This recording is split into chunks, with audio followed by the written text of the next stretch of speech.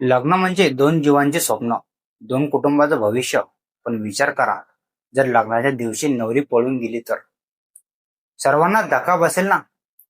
आज आपण अशाच एका अविश्वसनीय, धक्कादायक आणि मन सुन्न करणाऱ्या घटनेबद्दल बोलणार आहोत, जी घडली थेट छत्रपती संभाजीनगरात.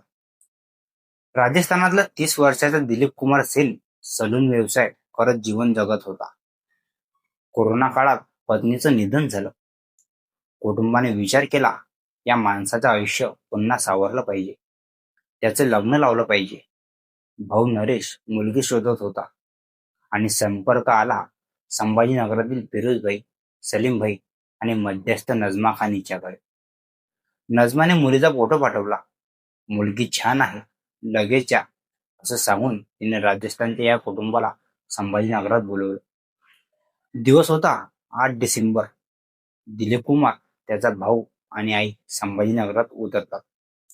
नजमा खान स्टेशनवरून घेऊन जाते, हॉटेलमध्ये नेते आणि नंतर वानखेडे नगरच्या एका घरात त्याचे त्यांना दाखवली जाते. 25 वर्षाची आदिती विठ्ठल जगप्रताप. दोघांची पसंती होते. नजमा शगुन म्हणून आदितीच्या हातात 500 रुपये ठेवते आणि लग्नासाठी 1,30,000 रुपये कुटुंबाकडून घेते. साध्या पद्धतीने घरातच लग्न लावलं जातं. लग्नाचे फोटो काढले जातात. कुटुंब खुश. दिलीप कुमारला वाटतं, माझं आयुष्य पुन्हा सुरू झालं.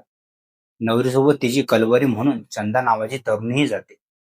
सुरुवातीला ते ट्रॅव्हल्सने जाणार होती, पण आदिती व चंदा म्हणतात, रेल्वेने जाऊया. सगळ्यांना स्टेशनवर नेतात.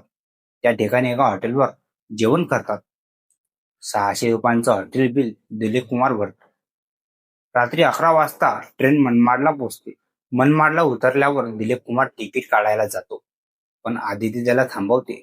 आज निघू नका, इथेच रूम घेऊ. तो नवविवाहित पत्नीचं म्हणणं मानतो.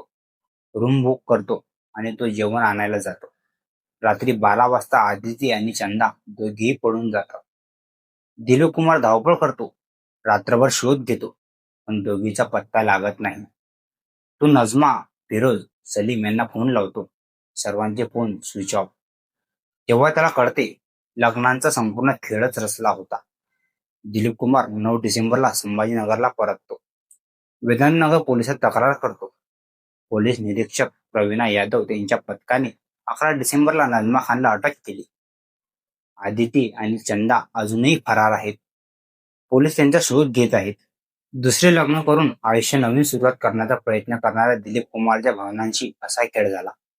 लग्नांच्या नावाखाली लोकांना फसवणाऱ्या टोळ्या आजही सक्रिय आहेत.